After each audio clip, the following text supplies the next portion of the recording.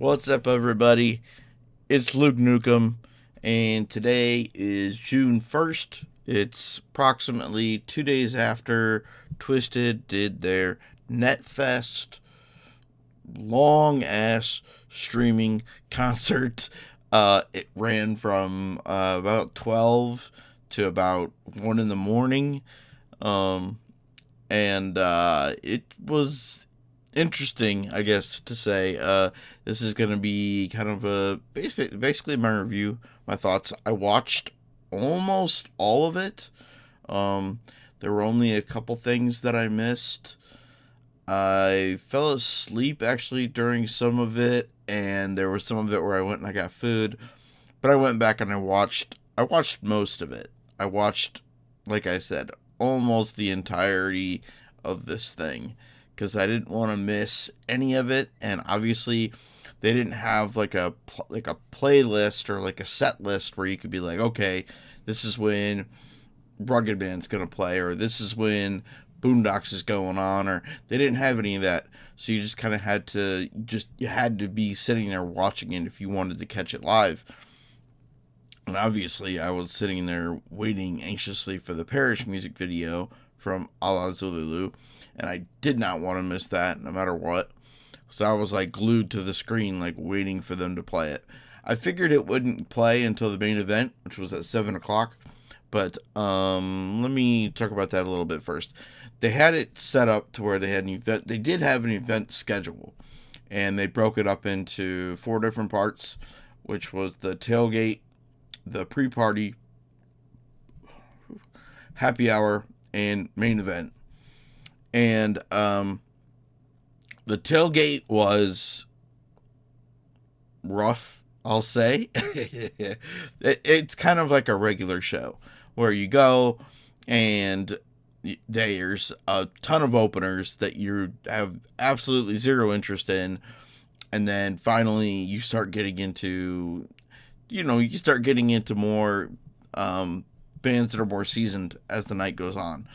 And for the most part, they did a good job at putting things in decent spots.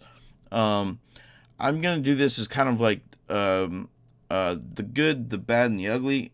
Only I'm not really gonna do the. There really is no ugly. I'll be honest. There's some stuff I think they could work on if they do decide to do it again, and I'll also go over some of the like announcements, whether or not you think they're good announcements or bad announcements or whatever. That's up to you. For me, there wasn't any announcement that I was like. More of the stuff that impressed me was some of the appearances of people, and then they had some pretty funny skits too. So let's go over that kind of stuff first. The good stuff. Even during the tailgate, there was bands that I had no interest in, and then the first thing that came up that was worth watching, I guess I would say, was Draven Reed's Mean Comments, which they did I think they did at least one, during each of the little event schedules, tailgate, pre-party, happy hour, you get the picture. And those were really funny. Those were pretty good. There were, like I said, there were probably one or two. It was like, I think Jimmy Kimmel does it, where it's like celebrities read mean comments. So it's just Draven being like, oh, you look more like a wrestler than you do a drummer, stuff like that. And it was pretty funny.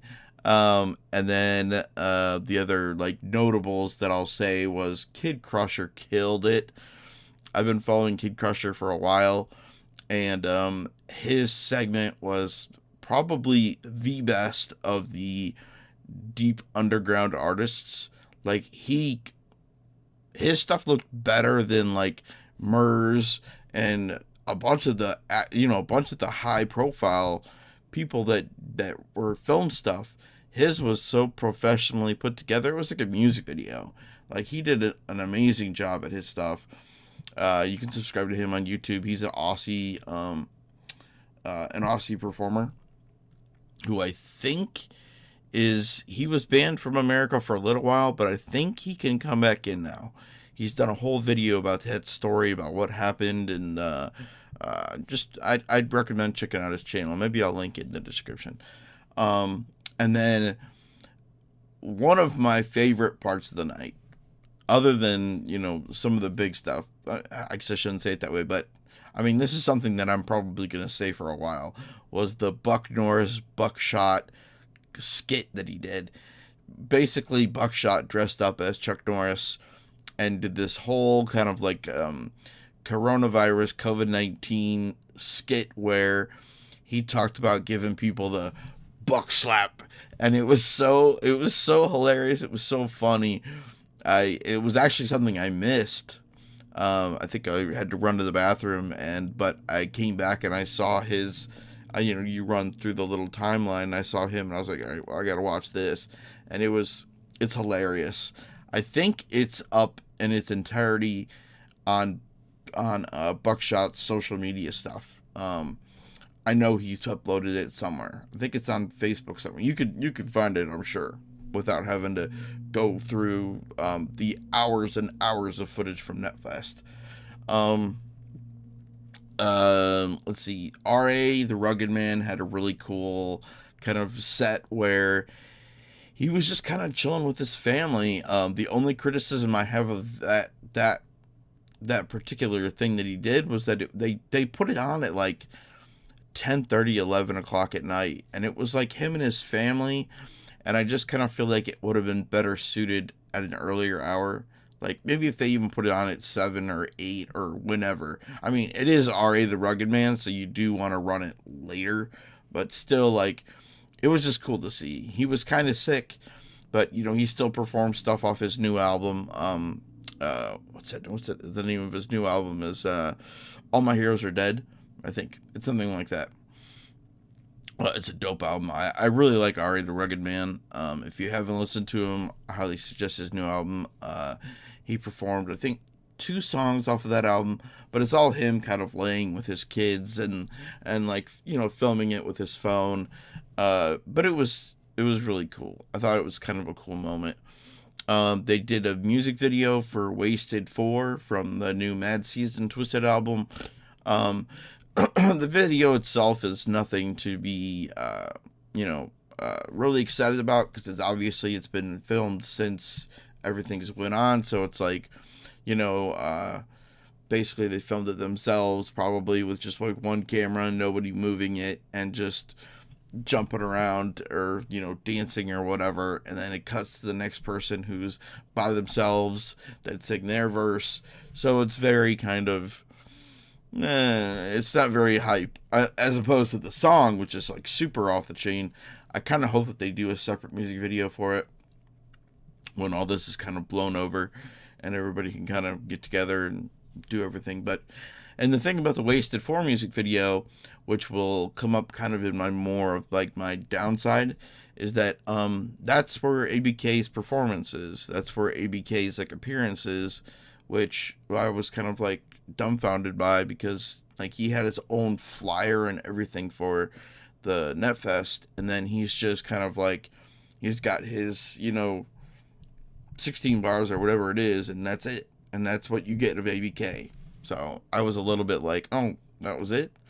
And then obviously the Paris music video, it was sick. It was really cool to see it come to life. I'm going to do a whole separate video about the Paris music video, because, one, I made the cut, which is awesome. I'm in it, I think, twice. My usher role made it in. I'm in like the first like 15 seconds of the music video. It was awesome to finally see it. I'm going to go into the behind the scenes stuff, like, I'm going to go all that stuff. I'm doing a totally separate video. Once they release that, it's supposed to be released, I think sometime today is what Billy said. So once that goes live, I'll do a totally separate video.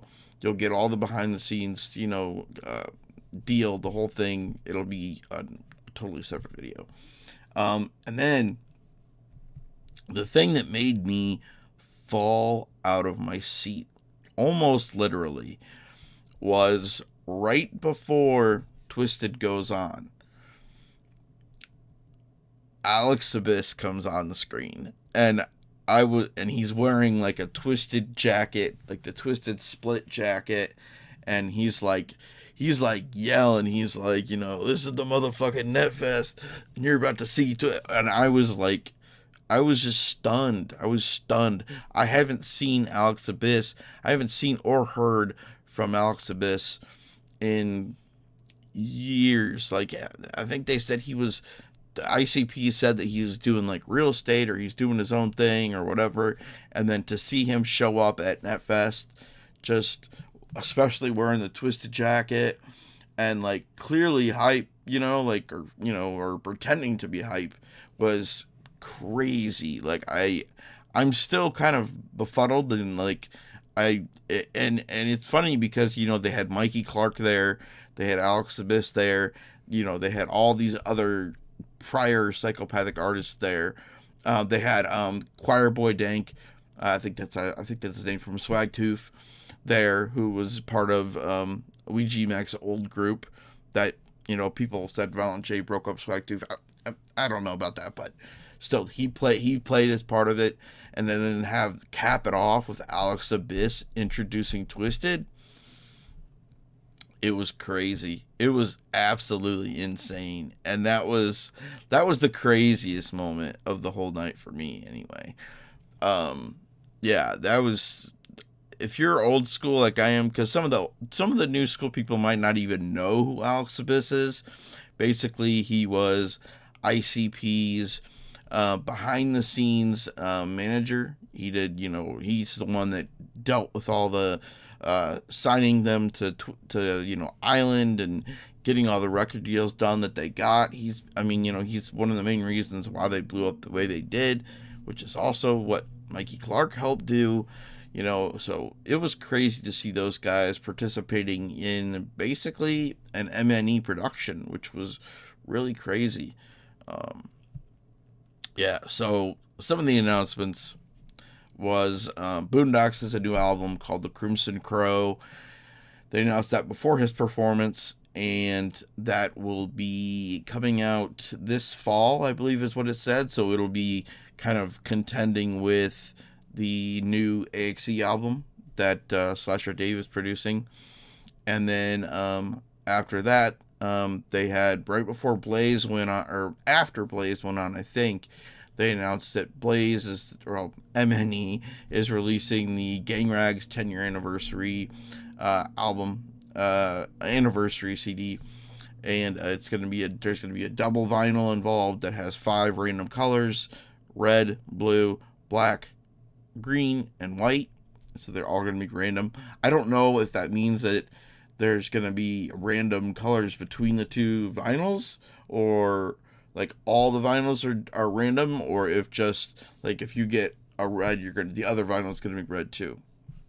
Obviously they didn't specify. And then the other thing that we've kind of already seen teased is that there's going to be some new Twiztid action figures, and those are going to be coming sooner than you think, is what it says. So, whenever that is, they look pretty cool. If you've paid attention to Twiztid's socials, you've probably already seen some of the prototype stuff for them. They look cool. I look forward to getting. I'll probably get them because they just look so dope. And now let's talk about some of the negatives. Let's start off with the tailgate party was really bad. It was like music videos shot with people's phones. It was really corny, really cheesy, not very good. It was like, I've called it this before, weekend warrior type artists. I think it was introduced by Intrinsic, which is like basically some of those guys weren't so bad. It was just kind of their setup was not very good, and you could barely hear some of them, and it was just one of the artists that in particular that people actually started to hashtag over was, I don't know the artist's name, but the song was Ghost Lake. And when I heard Ghost Lake, I went, it was just, it actually gave me flashbacks to the old horrorcore.com days when everybody was a horrorcore artist and you could just, throw up your music on MySpace and you were a horrorcore artist all of a sudden. And it was like so old school. The way they rapped was so early 2000s, and the content of the rhymes was so early 2000s. It was so cringe. It was so bad. I don't like ripping on people, but it was just one of those things where you just kind of want to sit people down and say, look, keep your day job. But like I said, I don't want to dwell on the bad stuff too much. My other criticism is that a lot of the people that we see on the that they put out the list of people who are appearing, some of them are very clearly paid cameos. The site Cameo that ICP used to be on before they started Custom Clown Clips. Redman, the one actor, Gator, I don't know who he was, but Be Real and Michael Rappaport were all clearly cameos. I think Dirt Nasty was probably a cameo as well. And basically they'd get on there and they'd say something really generic and it would be like 15 seconds. Like, they put Redman as like a huge guy. Like, oh, hey, we got Redman. He's going to make an appearance. And then he's literally on the screen for like 10 seconds, if that. So it's clear that he was just a cameo. And the stuff they say, like, stay safe. And, they say basically the NetFest, they basically just read off what they told them to say. And then you had genuine people who were there, like Kane Hodder, and they had Bill Moseley, who introduced the Parish music video, which I thought was a nice touch, considering he did the opener for The Almighty, actually, on the album. So it was really cool to have Bill Moseley introduce the Parish music video. Very fitting. So they had some genuine people that were there, but it was clearly padded out with paid cameos, which I don't think they needed to do. I think they had enough people that were genuinely there because they knew Twiztid, and it's always makes you cringe a little bit when somebody's like, whoop, whoop, or like, Twiztid, or, don't really know what they're doing in the situation, so I don't think they needed those. And then the other problem, I think it was a universal problem throughout the whole show, was that the audio wasn't very good. But it's all streaming. They did it all through StreamYard, so I can't really hate on it too much for that. Because that's kind of, it's a free performance. It was something really cool that, Chuck Reeves and Michael Winnegar and Dustin and Twiztid, their whole crew, the whole MNE crew, put on, really cool for the fans, a free show. The entire stream was packed full of people the whole time. Even the tailgate had like 1,500 people.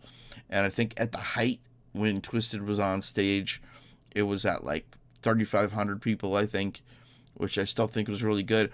I think I'm surprised that there weren't more people, but it was like almost 1:00 before Twiztid went on stage, and I think some people were just getting kind of tired at that point. So, and probably overall there were probably more than that many people that watched it overall. People dropping off, dropping and coming in, yeah. So it was overall, I'd say it was a really good job.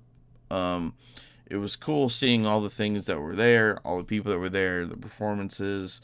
I think my only wish is that they would have advertised it a little better than they did, but it was also a hard thing to advertise because there was like a little bit of everything there. Like, they did have like, just weird kind of celebrity guests that were there that were telling stories, and then they had legit music videos, and then they had like it wasn't like a uniform, like, okay, everybody, because they had some people who literally performed from their couch. Like Murs did his complete performance from his couch. And then they had other people who had like an entire stage setup. An entire stage setup. Critical Bill from Detroit, they used like a venue to do their whole set, which was, it was really, their set looked really cool. And some people were just like in their garage performing, so it was like a really weird kind of, like, I don't, eclectic's probably not the right word, but it was a weird collection of like, here's this performance from somebody's couch, and here's this performance from this venue, like, that who knows what they paid for. So it was interesting. Very cool though. Props to Chuck Reeves. Like I said, I think I already, gave a lot of people their shout out. Yeah, it was a cool thing to do. I think people would have gladly paid $10 for this. If I were to go back, I wouldn't have started watching probably until 7 o'clock, honestly. Just because a lot of the earlier stuff was, like I said, it's like when you go to a concert and you're there because you want to see Twiztid, you want to see Blaze, you want to see Boondocks, you want to see AXE, you want to see the MNE guys, or the big people, because even during the main event from 7 on, it was like, it was, RA the Rugged Man, it was, these other big artists, Murs, the big guys who did perform, which, also led into my criticism, which was they have a lot of these guys on the flyers who you think like, oh, are they going to get a live performance? And that's the only thing that next time, if they do this again next year, my big criticism and my big thing would be, I think they need to do a better job of saying like, okay, this is just an appearance, or this is a live performance, and then also specify, is the performance a music video or is it a live performance? Because they said a performance by ABK, and ABK's performance was his one verse in the Wasted 4 music video. So it's one of those things where I think a little bit better job of advertising, who's going to play and exactly what they're going to do would go a long way. Because I was like going through the whole thing, like, where's ABK? His flyer says a performance, and I had to message people, and they're like, oh, it's just the Wasted 4 music video. The other thing I was kind of hoping for was an AXE performance. I didn't think they were going to do one, but the flyer was kind of, are they going to? Because they also did a little skit with the Comic Book Ben, which was taken from, well, it wasn't lifted directly from, but they had done a segment on the Astronomicon channel with the Comic Book Ben, and this was taken from that same stream, but it was unaired content. So yeah, I mean, it is what it is. Yeah, so NetFest for me, if I had to give it like a letter grade, I'd probably say like a B. It was cool. It was a little long. I think if I was, like I said, if I was going to do it next year, I would do it like, I started at 6. I'd cut it in half basically is what I would do. And I would get rid of a lot of the pre-party stuff. I'd cut out all the cameos because I didn't think those were really necessary. And I'd keep it shorter and sweet. And, tighten it up. And yeah, I mean, that's how I would do it. So, yeah, I mean, those are my thoughts on NetFest. It was a cool thing to do. It was nice with everything going on. It was cool to see my timeline to, filled up with stuff from NetFest rather than, the chaos that's going on in the real world for one day, It was really cool. Yeah, so that's my thoughts on NetFest. A B, really cool event. Shout out everybody at NMNE, Chuck Reeves, everybody who put it on. props for doing it for free. That was, a step up. I mean, that was a class act, if you ask me. I kind of hope they do it again next year. Hopefully they don't have to do it again next year. Hopefully we just start getting actual live performances sooner rather than later. But we'll see how all this reopening of things goes. Hopefully it happens soon. I mean, I'm hoping for this year, but I doubt that's going to happen. We probably won't get concerts until next year, but I can only hope. Anyway, thank you guys for tuning in. I'm going to try and keep things more regular on this channel. I know I always say that, but I do want to try and shoot to do a video every week now.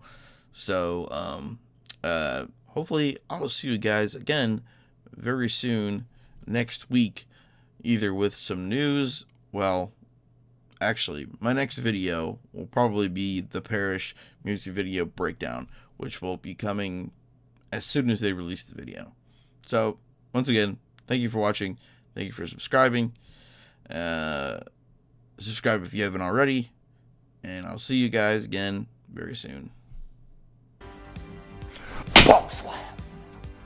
Buck slap every single time. Thank you for joining me today for this public service announcement for NetFest on your couch. And I hope you enjoy the next video.